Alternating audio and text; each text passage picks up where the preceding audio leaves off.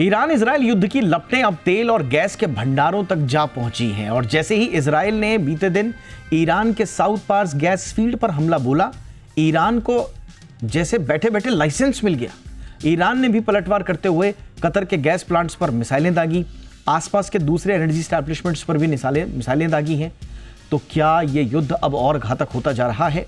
जिस तरह से जियोपॉलिटिकल इंटरडिपेंडेंस है, खासतौर से एनर्जी और ऑयल को लेकर के, उससे एक देश कहीं पर भी हमला करे, किसी भी स्टैब्लिशमेंट पर हमला करे, एनर्जी के प्रभावित पूरी दुनिया होती है। और यही वजह है कि आज पूरा का पूरा बाजार भी सहमा हुआ नजर आया।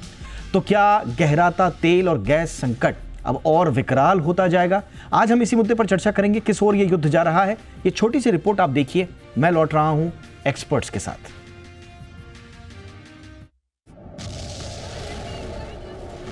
अब तक जो युद्ध सैन्य ठिकानों तक सीमित था, वो अब तेल, गैस, एनर्जी पर आ गया है और इसकी शुरुआत हुई इजराइल के एक बड़े हमले से, जो कि ईरान पर किया गया। तस्वीरों में जो जगह आग में झुलसी दिख रही है, इसका नाम है साउथ पार्स गैस फील्ड, जो कि दुनिया का सबसे बड़ा नेचुरल गैस फील्ड है। इस पर कल इजराइल की तरफ से बहुत बड़ा हमला किया गया। यहाँ 10 से 12 गाइडेड मिसाइल दागी गईं, जिससे गैस टैंक्स, रिफाइनरी और प्रोसेसिंग यूनिट को बहुत भारी नुकसान हुआ। यह हमला ईरान के दिल पर सीधे वार जैसा था, क्योंकि ये दुनिया का सबसे बड़ा गैस प्लांट है और ईरान की कुल नेचुरल गैस प्रोडक्शन का लगभग 65 से 70% तक हिस्सा देता है। ईरान की बिजली उत्पादन का बड़ा हिस्सा यहीं से आता है। ईरान की 80% सरकारी रेवेन्यू एनर्जी से ही आती है, यानी ये हमला सीधा सीधा ईरान की इकोनॉमी पर हमला था। ईरान पर जो हमला हुआ, उसके बाद उसने भी पलटवार किया, ऐसा पलटवार जिसमें अब पूरी दुनिया जल रही है। ईरान ने जोरदार पलटवार करते हुए सऊदी, यूएई, कतर, बहरीन और कुवैत में तेल और गैस के प्लांट्स पर हमला बोल दिया। इन सब हमलों में सबसे बड़ा अटैक हुआ कतर में, जहां पर दुनिया का सबसे बड़ा एलएनजी गैस प्लांट है। यह हमला उसी प्लांट पर किया गया जिसका नाम है रास लफान। ईरान ने इस प्लांट पर कई बैलिस्टिक मिसाइलें दागी। कतर के एयर डिफेंस ने 4 से 5 मिसाइलें तो इंटरसेप्ट की, लेकिन कुछ मिसाइलों ने रास लफान को हिट किया, जिसके बाद बहुत बड़ा नुकसान हुआ और भयंकर आग लग गई। इसका असर ये हुआ कि एलएनजी का पूरा प्रोडक्शन रोक दिया गया। इस हमले को कतर ने अपनी राष्ट्रीय सुरक्षा के लिए बड़ा खतरा बताया है। इतना ही नहीं, कतर ने ईरानी दूतावास के मिलिट्री और सुरक्षा अधिकारियों को भी निष्कासित कर दिया। कतर का दावा है कि हमले में सभी कर्मचारी सुरक्षित हैं और अब तक किसी के हताहत होने की खबर नहीं है। तो चलिए समझने की कोशिश करते हैं, ईरान का कतर के रास लफान पर किया गया अटैक दुनिया के लिए कितना बड़ा संकट है। रास लफान दुनिया का सबसे बड़ा एलएनजी हब है, जो दुनिया के 20% गैस सप्लाई का बड़ा स्रोत है और कतर की 80% कमाई इसी गैस स्टेशन पर टिकी है। तो कह सकते हैं कि ये कतर की अर्थव्यवस्था की रीढ़ है और इसी गैस स्टेशन से एशिया, यूरोप को गैस सप्लाई होती है। अब जब मिडिल ईस्ट की शान और जान कहे जाने वाली एनर्जी तबाह की जा रही है, तो अब इसे लेकर गुस्सा भी बढ़ रहा है। ये हमले उस वक्त हुए जब दुनिया पहले से ही स्ट्रेट ऑफ हॉर्मुज को लेकर चिंता में थी। इसके रुकने से जहां गैस और तेल की सप्लाई पर असर पड़ने लगा था, और अब तो सीधा उनके उत्पादन वाली जगह पर ही हमला कर दिया गया और वो उस आग में जल रहे हैं। अब ये युद्ध, जो कि शुरू तो ईरान की तबाही के प्लान से हुआ था, वो अब ईरान अमेरिका युद्ध नहीं बल्कि एनर्जी वॉर बन चुका है, जहां अब खतरा न सिर्फ ईरान पर है और न ही इजराइल पर, बल्कि अब तो एनर्जी से जुड़ा खतरा पूरी दुनिया पर मंडराने लगा है, जिसका अब ग्लोबल असर भी दिखने लगा है। ब्यूरो रिपोर्ट, जी मीडिया। बहुत ही खास मेहमान इस वक्त हमारे साथ जुड़ चुके हैं। स्वागत करते हैं एसडी मुनी सर का, विदेश मामलों के जाने माने जानकार और पूर्व राजनयिक। बहुत बहुत स्वागत है मुनी सर आपका हमारे शो पे। हमारे साथ हैं सौरभ मित्रा जी, जो कि पार्टनर हैं oil and gas Grant Thornton Bharat के। बहुत बहुत स्वागत है सौरभ जी आपका भी हमारे शो पे। Good evening. हमारे साथ हैं Mayank Bhardwaj, India team leader commodities and energy, Reuters India से। बहुत बहुत स्वागत है मयंक आपका भी हमारे शो पे। मुनी सर, चर्चा की शुरुआत आपसे ही कर रहे हैं। बड़ा अनप्रेसिडेंटेड सा लग रहा है कल से जो कुछ भी दिखाई दे रहा है। इतिहास में दुश्मन के तेल कुओं को जलाना बड़ा मतलब आम था, उनको टारगेट करना बड़ा आम दिखाई देता था, लेकिन इस तरह के इम्पॉर्टेंट एनर्जी स्टैब्लिशमेंट्स पर सीधा अटैक करना थोड़ा कम या नहीं दिखाई दिया। लेकिन अब आप दुनिया के सबसे बड़े इंटीग्रेटेड गैस रिजर्वॉयर को निशाना बना रहे हैं, पलटवार, फिर इधर। ये किस ओर जा रहा है सर? क्या हम अब एनर्जी वॉर के सूरत हाल में प्रवेश कर चुके हैं? बिल्कुल ठीक कहा है आपने, ये एनर्जी वॉर हो रहा है, लेकिन इसके पीछे देखिए, जो 3 मुल्क इस वॉर में उलझे हुए हैं, अमेरिका, इजराइल और ईरान, तीनों डेस्परेट हैं। डेस्परेट इसलिए हैं कि अमेरिका और इजराइल को अब समझ में नहीं आ रहा है कि ईरान का क्या करें। उन्होंने पहले सोचा कि इनकी न्यूक्लियर शक्ति को हम खत्म करेंगे, नहीं कर पाए। फिर सोचा कि इनका रिजीम बदल देंगे, नहीं बदल पाए। हालांकि कब से सभी बड़े बड़े लीडर्स को उन्होंने मार डाला है, लेकिन फिर भी नहीं कर पाए। और ईरान के पास और कोई चारा ही नहीं था कि जो अपने पड़ोसी, जिन्होंने अमेरिका को बेसिस दे रखे थे, फैसिलिटीज दे रखी थी, जब उसके और कोई चारा नहीं रहा तो out of desperation, existential war के लिए उन्होंने उन सब ठिकानों को अटैक करना शुरू किया जहां अमेरिका थे, अमेरिका की एम्बेसीज थी। और अब ये सारा एनर्जी पे आ गया है, क्योंकि इजराइल ने भी सबसे बड़ा अटैक ईरान के एनर्जी सोर्सेज पे किया है। तो ये वॉर ऑफ डेस्परेशन है। और इस डेस्परेशन में आपको याद दिलाऊं, ट्रंप ने एक बार ये भी कहा था कि अब हमें समझ में ही नहीं आ रहा है कि हम ईरान में कहाँ हमला करें, कौन सी चीज को रोकें। उन्होंने कहा 90% ऑफ हमारे ऑब्जेक्टिव्स तो पूरे हो गए हैं। अरे भाई, 90% ऑब्जेक्टिव पूरे हो गए हैं तो आपने नया फ्रंट क्यों खोल रखा है, एनर्जी वाला, जिसमें सिर्फ तीनों मुल्क नहीं तबाह होंगे, सारी की सारी दुनिया पे बहुत बड़ा दबाव पड़ेगा और उनकी इकोनॉमी सब की सब ड्विंडल हो जाएगी। तो this is a war of desperation.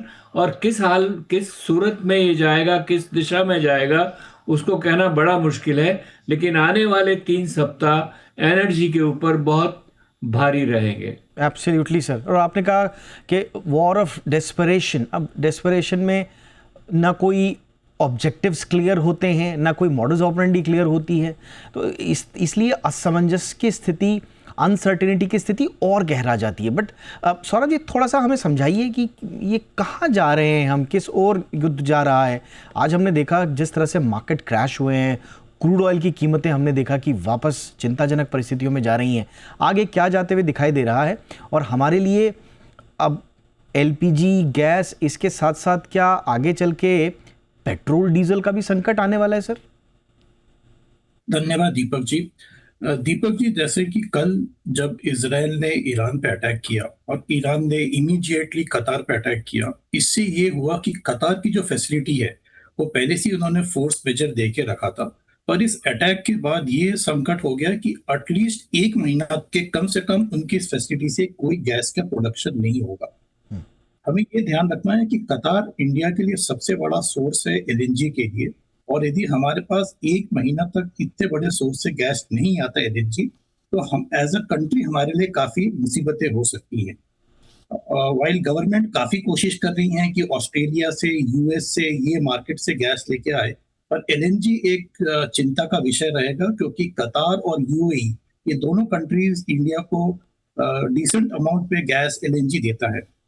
जब हम क्रूड की बात करें तो क्रूड उतना इम्पैक्ट गैस के मुताबिक में कम होगा, क्योंकि एक तो इंडिया का काफी डाइवर्सिफाइड पोर्टफोलियो है। इंडिया क्रूड यूएस से लेता है, वेस्ट अफ्रीका से लेता है, और डिफरेंट सोर्सेज है जहां से क्रूड आ सकता है। बट एलपीजी और एलएनजी, ये जो दो चीज है, नेचुरल गैस और जो आपका एलपीजी है, कुकिंग गैस, इन दो चीजों के ऊपर काफी स्ट्रेस रहेगा। आपका जो प्रश्न था कि आज हमने देखा कि क्रूड 108 से 110, 112 तक चलते जा रहा है। एक मान लेते हैं एक सिनेरियो में यदि क्रूड 120 के ऊपर जाता है तो एक इन्फ्लेक्शन पॉइंट जिसको बोलते हैं, जहां पे यदि आप गवर्नमेंट ने एक्साइज ड्यूटी भी कम कर दिया, एक पॉइंट है $120 तक के। $120 के ऊपर जो भी संख्या जाती रहेगी, गवर्नमेंट को कहीं ना कहीं आपको रिटेल प्राइसेस में उसकी बढ़ावट जरूरी हो जाएगा। तो अभी गवर्नमेंट के लिए प्राइस तो इम्पोर्टेंट है ही है, और सबसे बड़ा इम्पोर्टेंट ओएमसीज और गवर्नमेंट के लिए है कि आपके पास सप्लाई सिक्योरिटी होना चाहिए, कि जिससे कि इतने बड़े देश में जो आपकी रिक्वायरमेंट है डेली, वो फुलफिल हो पाए। राइट, आपने बिल्कुल सही कहा सर। 120 के ऊपर अगर जाता है तो एक वो मनोवैज्ञानिक जो आंकड़ा है उसको हम पार कर जाएंगे, और उसके बाद तो फिर आपको नई इस तरह की स्ट्रैटेजीज बनानी होंगी। उसके लिए हम कितने तैयार हैं, कितने नहीं, इसका विश्लेषण बड़ा ज़रूरी होगा। मयंक जी, आप थोड़ा सा हमें बताइए कि वहाँ पर क्या स्थिति है ग्राउंड पर। आगे हम मिसाइलें देख रहे हैं, धमाकों की आवाज़ सुन रहे हैं, बयान सुन रहे हैं, और ये बयान लगातार तल्ख होते जा रहे हैं। क्या सिचुएशन आपको लग रही है आगे? कोई एक विंडो, कोई ऐसी राह जिससे लगे कि कहीं बात बन जाए, कोई बात सुलझ जाए, कोई मान जाए, या फिर ये अफरा तफरी वाला युद्ध हो चुका है जिसका कोई सिरा किसी के पास नहीं? जी जी एब्सोल्युटली। जैसा कि हमने देखा था करीब एक वीक 10 दिन पहले एक रे ऑफ होप था जब यूएस प्रेसिडेंट ने बोला था that this war is going to be swift and वो उन्होंने बोला था कि हम लास्ट राउंड में हैं, बट उस समय हमने देखा था क्रूड प्राइसेस थोड़े गिरे भी थे, बट उसके बाद से तो ऐसा कोई रे ऑफ होप लग नहीं रहा है। एक अगर जैसा कि बाकी दो एक्सपर्ट्स ने भी बोला है, अगर क्राइसिस इतना डीप हो जाए कि दूसरे नेशंस को इंटरवीन करना पड़े इंक्लूडिंग इंडिया, और एक बहुत ही स्ट्रांग वॉइस इमर्ज करे कि ये बहुत ही ज्यादा डिवास्टेटिंग है ग्लोबल इकोनॉमी के लिए, एनर्जी सप्लाईज के लिए, तभी मुझे लगता है कि कुछ हो सकता है। अदरवाइज जैसा हमने पहले भी सुना कि ये बात आई है कि हमने अपना 70%, 80%, 90% ऑब्जेक्टिव पूरा कर लिया है, बट दोनों साइड से हम ऐसा कोई साइन देख नहीं रहे हैं कॉम्प्रोमाइज का, and it continues to be quite relentless. तो ये एक काफी कंसर्न का साइन है, स्पेशली इंडिया जैसी इकोनॉमी के लिए,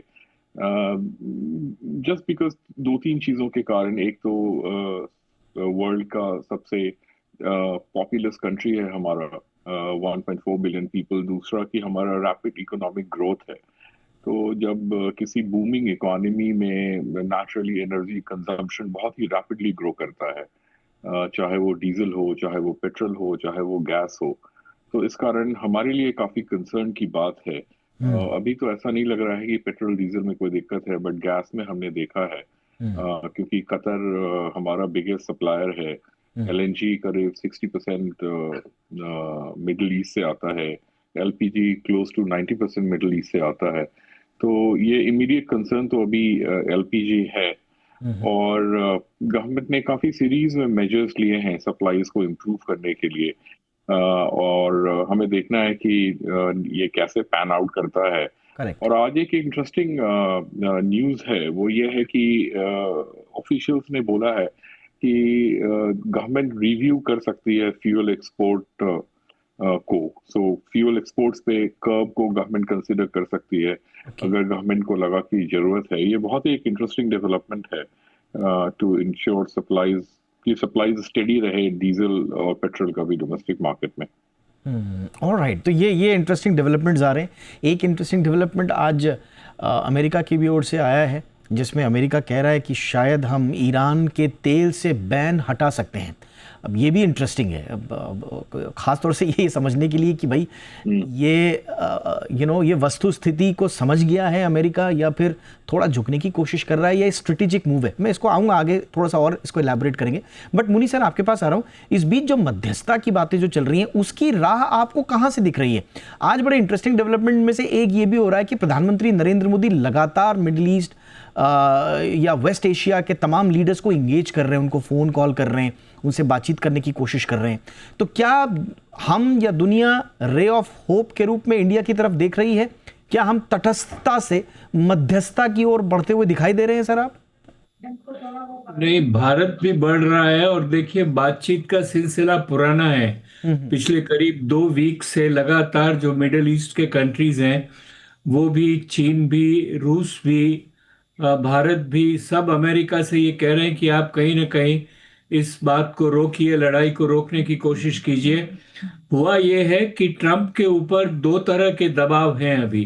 पहला दबाव तो है उनका अपना आंतरिक राजनीति का, जहां पर लगातार उनकी रेटिंग नीचे जा रही है, और जो डेमोक्रेट ही नहीं, बहुत सारे रिपब्लिकन मेंबर्स भी इस बात से नाराज है कि अमेरिका ये लड़ाई क्यों लड़ रहा है, वो सिर्फ इजराइल के लिए क्यों लड़ रहा है, हमें उसमें क्या मिलना है, क्या फायदा होना है, ये सवाल उठाए जा रहे हैं। और वो इंटरनल प्रेशर में आपने देखा ना, जो उनके काउंटर टेररिज्म के एक्सपर्ट थे, उन्होंने सरकार छोड़ दी। और भी बहुत सारे ऐसे लोग हैं जो ट्रंप के एडमिनिस्ट्रेशन से एलिनेट होके बाहर जाने की कोशिश कर रहे हैं। दूसरी तरफ सारी दुनिया ये कह रही है कि आप दुनिया की तबाही कर रहे हैं, आप ईरान की तबाही नहीं कर रहे हैं। और खास तौर से, जैसा आप पहले ठीक कहा आपने कि एनर्जी वॉर शुरू होने से दुनिया की तबाही हो रही है, सारी इकोनॉमी सारी की सारी डाउन हो जाएगी। यहाँ तक कि चीन पे भी उसका असर पड़ेगा, सारे एशिया पे असर पड़ रहा है।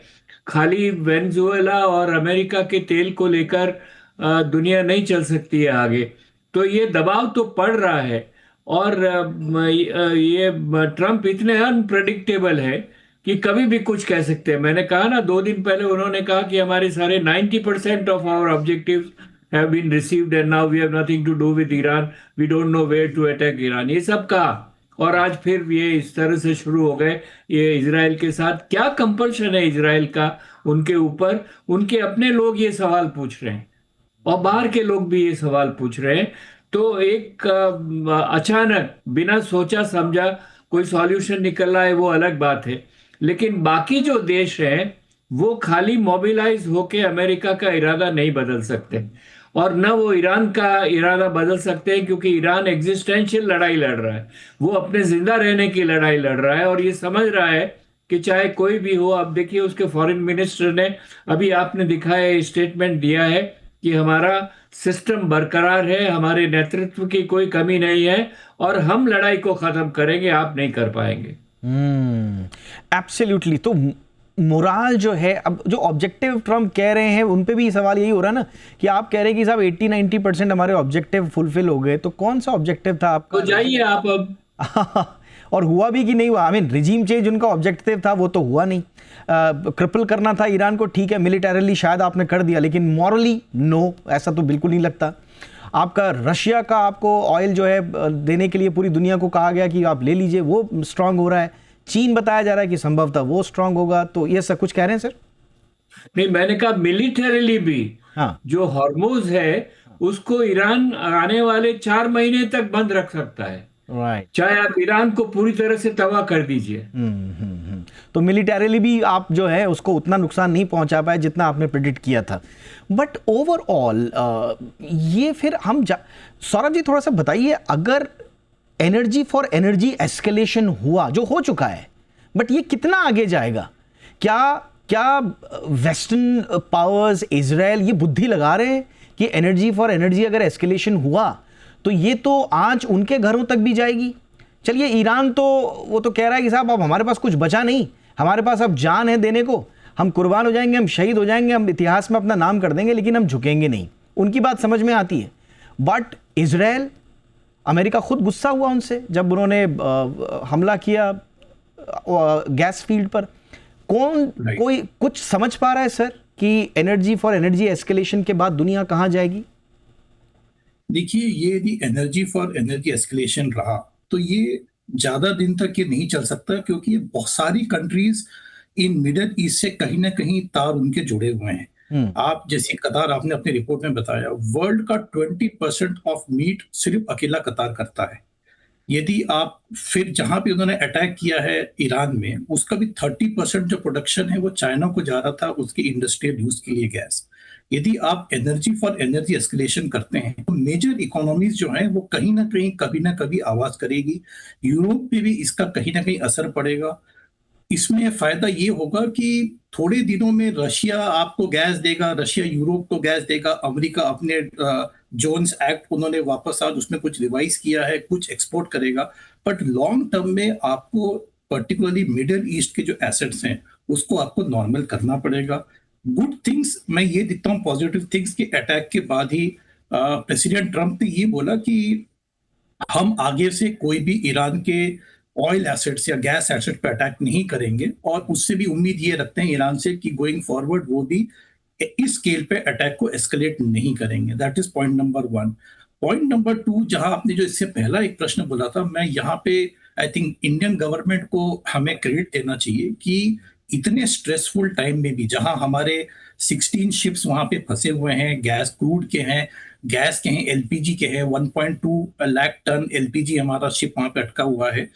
इन्होंने ईरान से बातचीत चालू है और जो संकेत आ रहे हैं गवर्नमेंट के एंड से कि ये जो शिप्स जो हमारे स्टैंडर्ड हैं वो शायद से ईरान नॉन वेस्टर्न कंट्रीज की जो कंट्रीज हैं, पर्टिकुलरली इंडिया हो गया, पाकिस्तान हो गया, चाइना हो गया, ये स्ट्रेट को लोग ओपन करेंगे, चाहे वो डी रूट होगा, एक छोटा सा डी रूट हो रहा है स्टेट ऑफ होर्मुज से, और ये जो आपकी एनर्जी है वो इंडिया में टाइम टू टाइम आ सकती है। और डेफिनेटली गोइंग फॉरवर्ड, जैसे ईरान ने भी एस्केलेट किया इस वॉर को, सऊदी के बड़े रिफाइनरी पे अटैक किया है, यूएई के बड़े रिफाइनरी और गैस फील्ड पे अटैक किया है, पर कहीं ना कहीं ये चीज आगे मतलब बहुत लॉन्ग टर्म तक नहीं चल सकती है। शॉर्ट टर्म ऑफ वॉर ठीक है, एस्केलेशंस कहीं ना कहीं रुकना ही है, क्योंकि सारी इकोनॉमी पर्टिकुलरली मिडिल ईस्ट की, इनकी dependence on oil and gas बहुत ज्यादा है, और जितना लंबा वॉर चलेगा और इनके एसेट्स पे स्ट्रेस आएगा, उनके इकोनॉमी में भी काफी स्ट्रेस आ सकता है। ट्रू। और ये देखिए, ये इस डिलेमा में तो बहुत सारे, देखिए अमेरिका और इजराइल में तो जो चल रहा है आप सभी जान रहे हैं कि वहाँ पर किस तरह इंटरनल कॉन्फ्लिक्ट्स नज़र आ रहे हैं। दो धुरों में वहाँ पर जो सत्ता में लोग हैं वो बंट चुके हैं। इधर चीन में भी बड़ी एक अजीब सी डिलेमा है कि अगर वो ईरान को बहुत ज़्यादा दिनों तक सपोर्ट करता है, या अभी तो वो थोड़ा बहुत पैसे वैसे देकर शायद सपोर्ट कर रहा है, बट वो अगर रशिया की तरह उसको टेक्नोलॉजी देता है या वेपन्स दे देता है, तो प्रॉब्लम ये है कि फिर ईरान इस युद्ध को लंबा खींचने की स्थिति में आ जाएगा, जो शायद चीन के लिए भी ठीक नहीं होगा। तो अब बड़ी अजीब सी स्थिति है। अब मदद करें तो किस रूप में करें, मदद करेंगे तो हमारे ऊपर भी आ जाएगी, तो पूरी दुनिया बड़ी विचित्र स्थिति में है।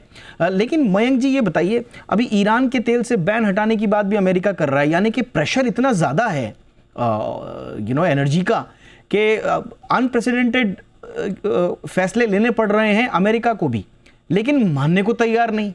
तो कैसे अमेरिका में क्या देख रहे हैं आप? अमेरिका में ऐसी कौन सी परिस्थितियां हो सकती हैं जो America once and for all बोले कि साहब अब हमारी तरफ से बस?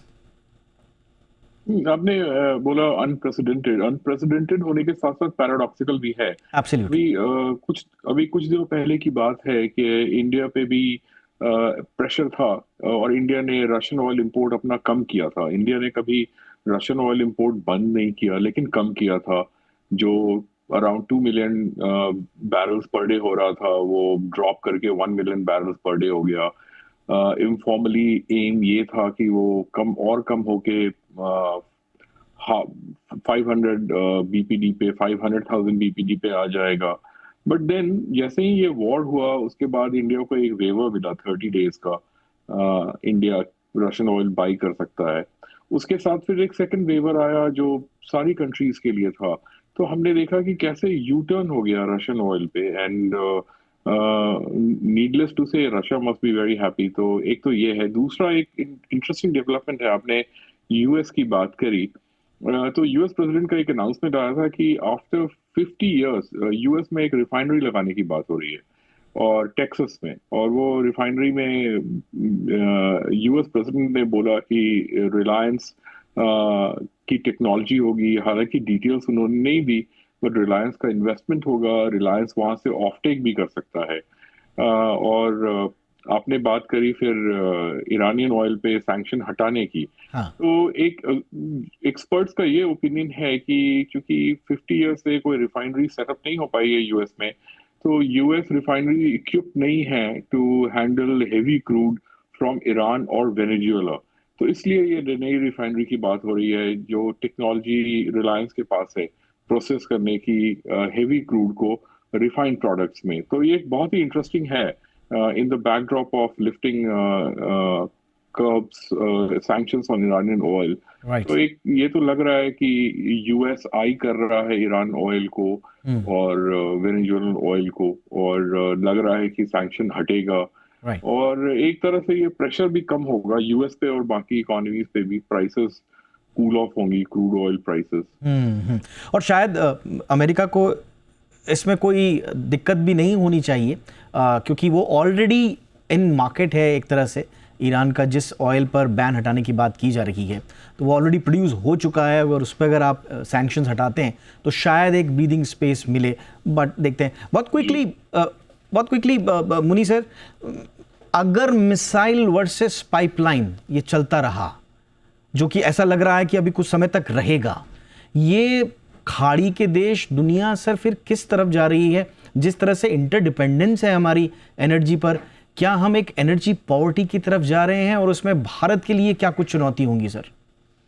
देखिए, भारत इमीडिएटली तो जैसा कहा कि हम ईरान से भी बातचीत करके हमने अपने जो शिप्स वहां से निकल सकते हैं, निकालने की कोशिश की है वहां पर।